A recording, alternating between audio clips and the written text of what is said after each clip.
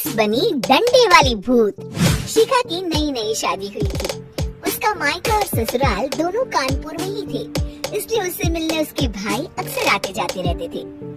ये बात शिखा की सास मीना को बिल्कुल पसंद नहीं थी। मम्मी जी, आज राहुल भैया आ रहे हैं। कौन? तेरे चाचा का लड़का? जी मम्मी जी। अरे पर वो तो दिल्ली में रहता है ना? हाँ मम्मी जी, उन्हें कल सुबह दिल्ली के लिए निकलना है, तो वो आज मुझसे मिलते हुए कल सुबह यहीं से निकल जाएंगे। हमने तो धर्मशाला खोल रखी है ना। कुछ कहा क्या मम्मी जी? मैंने कहा हाँ, आने दे तेरे भैया को, जमकर खातिरदारी करेंगे। अब तो कुछ करना ही पड़ेगा, इससे पहले कि मेरा घर धर्मशाला बन जाए। ये कैसी बातें कर रही हो मीना? सच ही तो कह रही हूँ। अभी इसकी शादी को साल भर भी नहीं हुआ और आए दिन इसके घर वाले आधमकते हैं। अरे तो क्या हुआ, वो इसी शहर में रहते हैं तो हाल चाल लेने आ जाते हैं। इस बार मैं उनका हाल और चाल दोनों ही बिगाड़ दूंगी। अब बहुत हो गया जी। अरे ये कैसी बातें कर रही हो? हे भगवान, बस आप तो देखते जाइए। शाम को राहुल आता है। नमस्ते आंटी, कैसे हैं आप लोग? हम लोग तो ठीक है, तुम कैसे हो बेटा? मैं भी अच्छा ही हूँ आंटी। बस आज रात के बाद नहीं रहोगे। चलिए भैया, मैं आपको हमारा घर दिखाती हूँ। रात में खाने के टेबल पर शिखा, रोहित कहीं दिखाई नहीं दे रहा। जी भैया, वो ऑफिस के काम से बाहर गए हैं, कल शाम तक आएंगे। अच्छा अच्छा। बेटा, क्या तुम भूत प्रेत में मानते हो? नहीं नहीं आंटी जी, पर अचानक आपको ये ख्याल कहाँ से आ गया? पता नहीं क्यों, कभी कभी मुझे लगता है जैसे रात के समय बैठक में कोई घूमता रहता है। ये आप क्या कह रही हैं मम्मी जी? हाँ, तुम लोग घबरा ना जाओ, इसलिए मैंने आज तक इस बारे में कुछ नहीं कहा। ये आपका वहम होगा आंटी जी, ऐसा कुछ नहीं होता। हो सकता है। चलो अब मेरा सोने का टाइम हो गया है तो चलती हूँ मैं। शिखा बेटा, राहुल के सोने की व्यवस्था वहीं दीवान पर कर देना। जी पापा जी। अब चलिए भी। अच्छा, तो बैठक में सोने वाले हैं साहबजादे। क्या बड़बड़ा रही हो? कुछ नहीं, आप सो जाइए। मीना और महेश के सोने के बाद शिखा और राहुल आपस में बात कर रहे होते हैं, तभी डोरबेल बजती है। अरे आप! सरप्राइज! काम जल्दी खत्म हो गया तो मैं आज ही चला आया। ये तो बहुत अच्छा किया।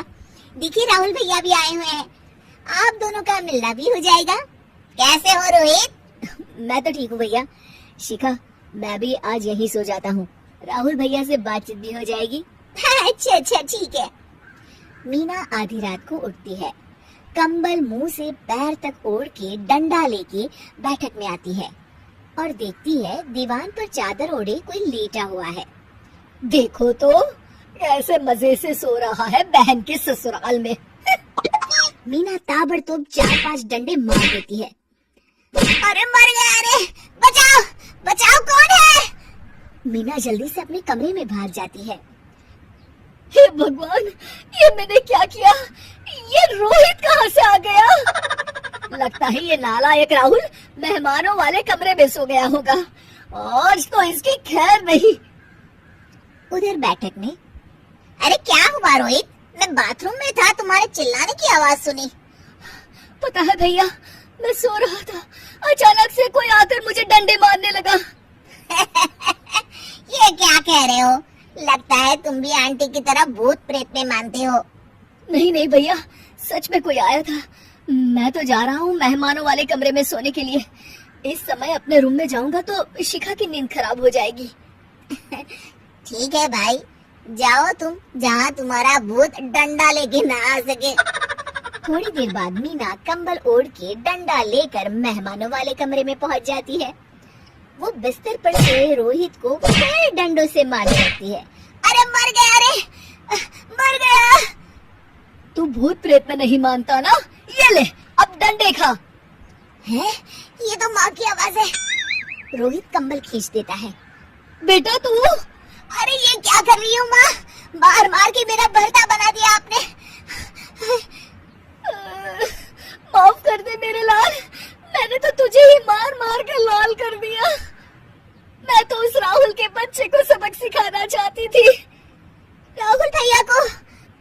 हाँ बेटा, मुझे लगा अगर उसे डंडे मारूंगी तो शिखा के मायके वाले यहाँ आना छोड़ देंगे। हे भगवान, माँ, ये घर शिखा का भी है, उसके घर वाले जब चाहे आ सकते हैं। हाँ बेटा, आज मुझे भगवान का इशारा समझ में आ गया। मैं कितना गलत करने चली थी और अपने ही बेटे को चोट पहुंचा दी। अब चुपचाप जाके सो जाओ माँ, और किसी को कुछ बताने की जरूरत भी नहीं है। शिक्षा दूसरों